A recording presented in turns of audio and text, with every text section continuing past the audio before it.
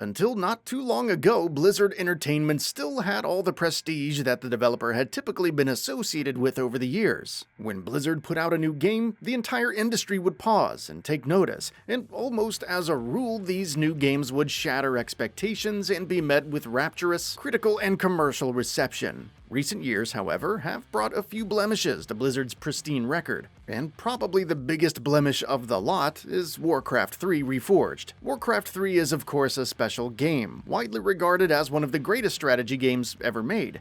It holds a special place in the hearts of millions and is often seen as a landmark PC title. You'd think that a remaster of a project with that kind of legacy would warrant proper care and attention from Blizzard, but things, of course, turned out very different.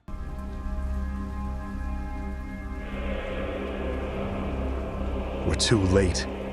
This entire city must be purged. Rather than going all out with the remaster and delivering a truly definitive version of an all-time classic, Blizzard Entertainment made one wrong decision after another, enforced by directives from Activision, which we'll get into in a bit, and that led to, quite simply, a disastrous game. Warcraft 3 Reforged launched in January of 2020, and it was instantly clear upon its release that the game was something of an unmitigated disaster. Reviews were surprisingly negative by and large, with criticism being focused on a number of factors, including the poor technical state the game had launched in, its cumbersome UI, the fact that many features that Blizzard had promised before launch were missing, like updated cutscenes and re-recorded voiceovers, and the fact that even some key features from the original game were missing, like clans and the ladder system. It was a failure on all fronts, and it didn't help at all that Blizzard made some other questionable decisions related to the game as well that only served to frustrate the community more. Most significantly, Warcraft 3 Reforged client completely replaced the original game, rendering it inaccessible, which meant that not only was Reforged a bad remaster, it somehow managed to actively make the original game, an unabashed masterpiece in its own right, worse.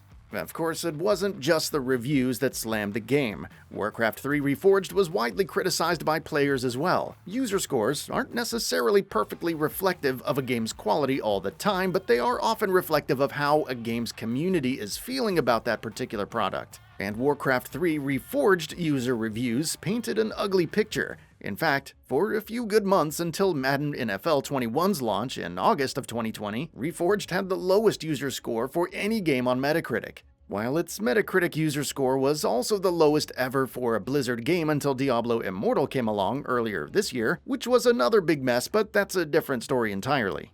Not long after Warcraft 3 Reforged launch, Blizzard started accepting refund requests from players with a no-questions-asked policy, and within a few months of the remaster's release, its development team was disbanded. So again, the words unmitigated disaster seemed like a pretty apt description for the whole situation, and really, even a cursory glance at the details of the game's messy development will tell you that its rapid post-launch failure was not much of a surprise, even to Blizzard really.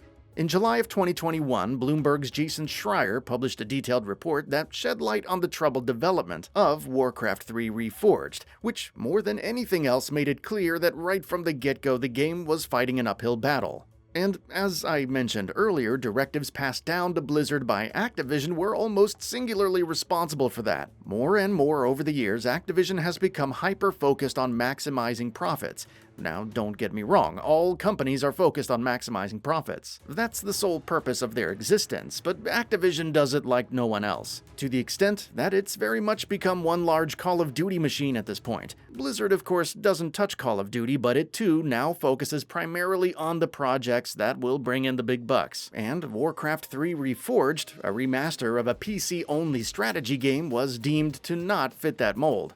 As Schreier described in his report, Activision didn't think Warcraft 3 Reforged was going to be a big title for the company, which meant that the budget that was set aside for it was a fraction of what its development team needed to fulfill its vision, and crucially to make good on the promises it had made to fans upon the game's announcement.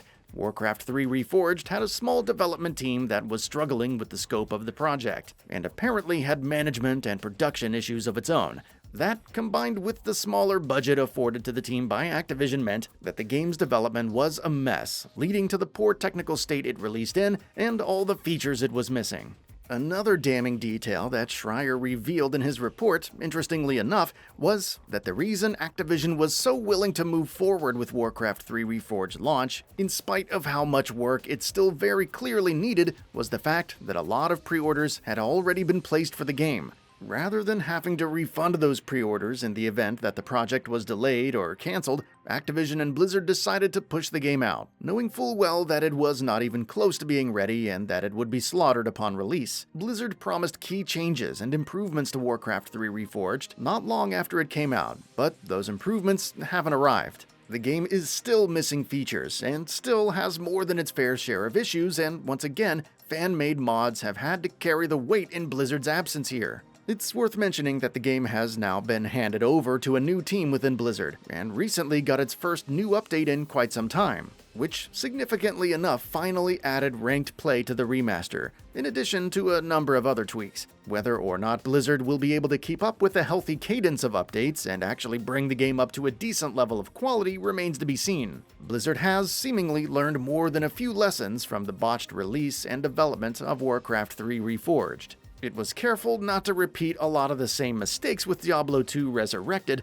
a game that very much seemed to be a statement meant to reassure fans that the company can still properly handle remasters of beloved classics. Sure enough, the results were drastically better, and that certainly restored some confidence. Blizzard is a company with many major issues right now, with many that go far beyond a single failed game. Fixing all of that is going to be a long-term process, but hopefully the company will continue to look at its past mistakes and keep making sure that it doesn't make them again. That's all for now. If you enjoy what you saw, please hit the like button. And if you're new to the channel, now is a great time to subscribe. We upload brand new videos every single day. After subscribing, don't forget to enable all notifications by clicking the bell icon.